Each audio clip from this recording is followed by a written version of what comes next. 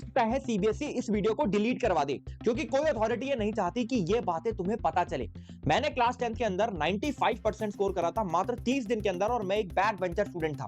मैंने कुछ ऐसी चीजें यूज करी थी जो शायद आज के बच्चों को इलीगल लग सकती है सुनने में, और वो सब कुछ मैं आज की इस वीडियो में बताने वाला हूं। देखो यार, इस वीडियो को अपने फ्रेंड को बिल्कुल भी शेयर मत करना, क्योंकि मैं नहीं चाहता कि ये चीजें ज्यादा लोगों तक पहुंचे, क्योंकि कंपटीशन बढ़ सकता है अगर सब इन चीजों को फॉलो करने लगेंगे तो इसलिए मैं चाहता हूं कि ये बातें तुम अपने तक रखो, और एक एक हैक तुम्हारी बोर्ड एग्जाम की प्रिपरेशन को पूरी तरीके से बदल के रख देने वाला है, और अगले 5 से 6 मिनट के अंदर तुम्हें ये बात पता लग जाएगी। स्टार्ट करते हैं वीडियो को, ध्यान से एंड तक देखना और सब्सक्राइब बटन पे क्लिक कर लो, क्योंकि ऐसी चीजें सिर्फ इसी चैनल पर मिलने वाली है। देखो, सबसे पहली चीज है कि इस समय वन शॉट से बड़ा स्कैम कुछ भी नहीं है।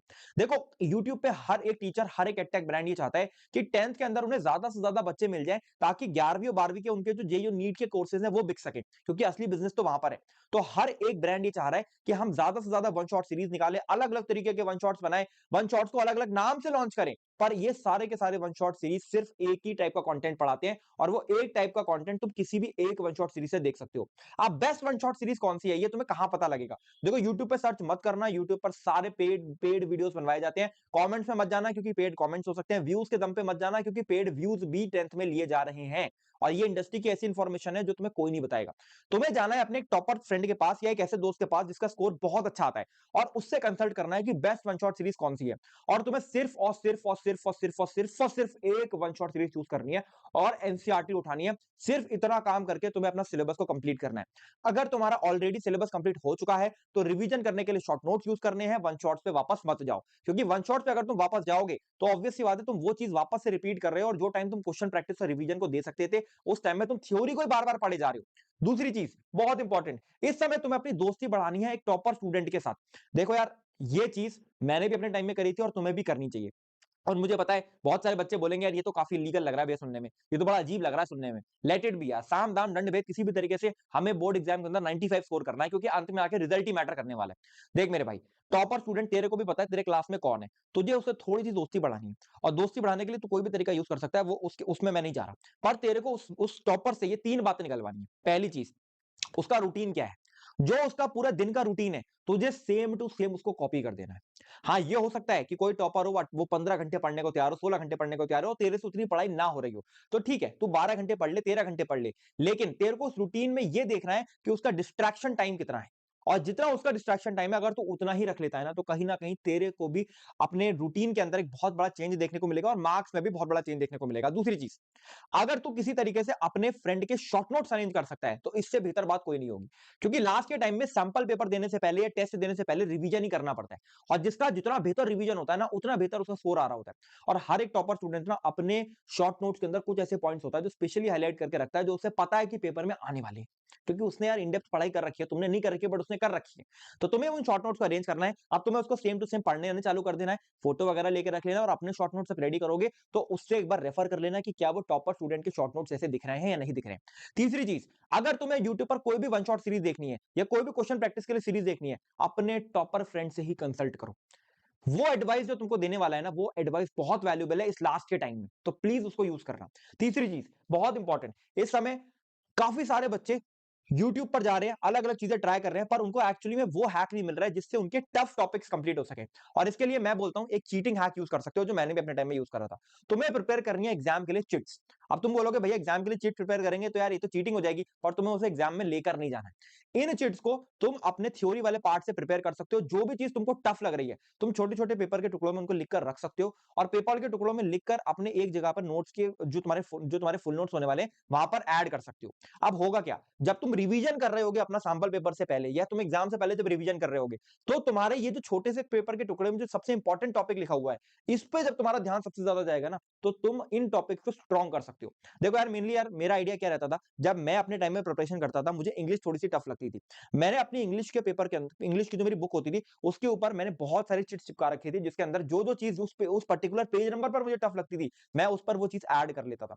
अब इससे होता क्या था कि जब मैं रिवीजन करने जाता था तो बाकी सारी चीजें मैं रिवाइज कर लेता था, बट मेरा एक स्पेशल अटेंशन जाता था जो टफ चीजें हैं, या जो चीजें मैं भूल जाता हूँ, या जो चीजें एग्जाम के लिए इंपॉर्टेंट है, और स्पेशल अटेंशन की वजह से मेरा रिवीजन बहुत इफेक्टिव हो पाता था।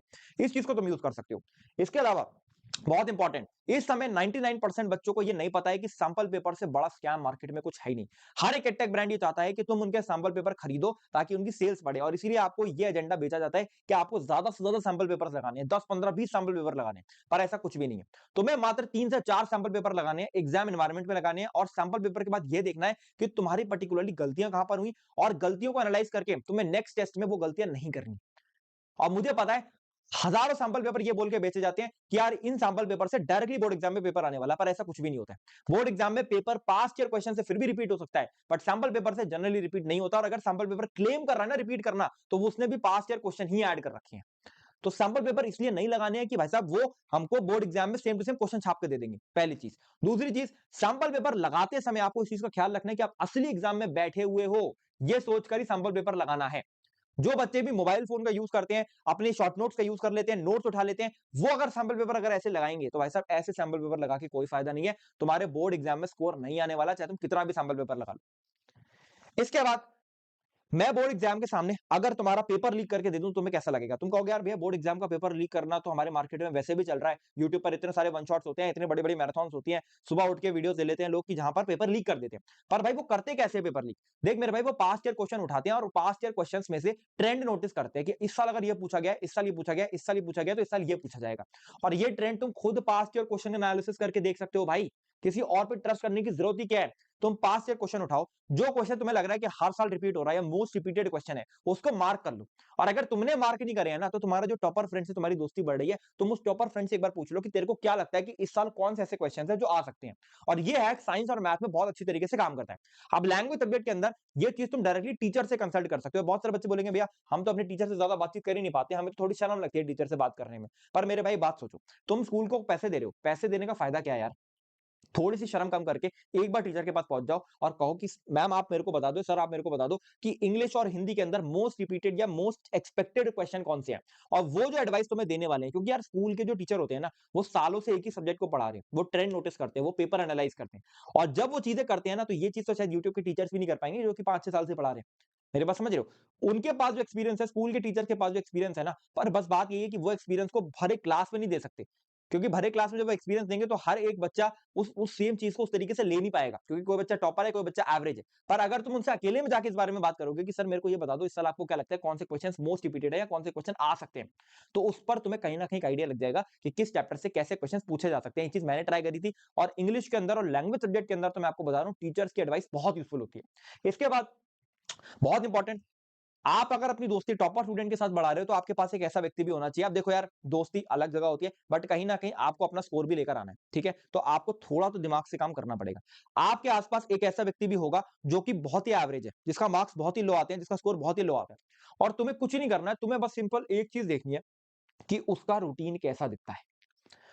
और जैसा उसका रूटीन दिखता है, अगर तुम्हारा रूटीन उसके आसपास भी है तो तुम गलती कर रहे हो। सिंपल सी बात है भाई, सिर्फ और सिर्फ रूटीन के बेसिस पर ही स्कोर आता है। अगर तुम सेम हैबिट को रिपीट करते रहोगे तो स्कोर कभी नहीं बदलने वाला। और एक एवरेज जो स्टूडेंट यही करता है, सेम हैबिट को बार बार रिपीट करता रहता है। तो तुम्हें बस ये देखना है कि भाई किस तरीके से मैं वो रूटीन से दूर हो सकता हूं जो रूटीन ये एवरेज स्टूडेंट फॉलो कर रहा है, पहली चीज। दूसरी चीज, तुम्हें ध्यान से उसकी प्रिपरेशन में एनालाइज करना है कि ये कौन सी ऐसी गलतियां हैं जो ये लगातार कर रहा है जिसकी वजह से उसका स्कोर कम आता है। अब ये चीजें तुम उससे बात करके ही पता लगेंगी, और एक बार तुमने ये चीजें निकलवा ली ना और इन गलतियों को अवॉइड कर लिया, तो कहीं ना कहीं तुम बोर्ड एग्जाम के अंदर वो स्कोर लेकर आ सकते हो जो शायद किसी ने देखा नहीं था। अभी सारे के सारे हैक जो है ना सुनने में बहुत अच्छे लगते हैं, पर एक्चुअली में जब आप इनको फॉलो करने जाओगे ना, तो आपको 7 से 8 दिन के अंदर ही अपनी प्रिपरेशन में बहुत बड़ा चेंज देखने को मिलेगा। और इस बात की मैं गारंटी दे सकता हूं, मुझे कमेंट सेक्शन में भी बताना 7 से 8 दिन बाद कि आपको सच में इसमें एक बड़ा चेंज देखने को मिला है। और ऐसे वीडियो सिर्फ इसी चैनल पर मिलने वाले हैं, तो सब्सक्राइब करके बेल आइकन को प्रेस करते हुए चले जाना। This is all, Sangal Jauhari signing of.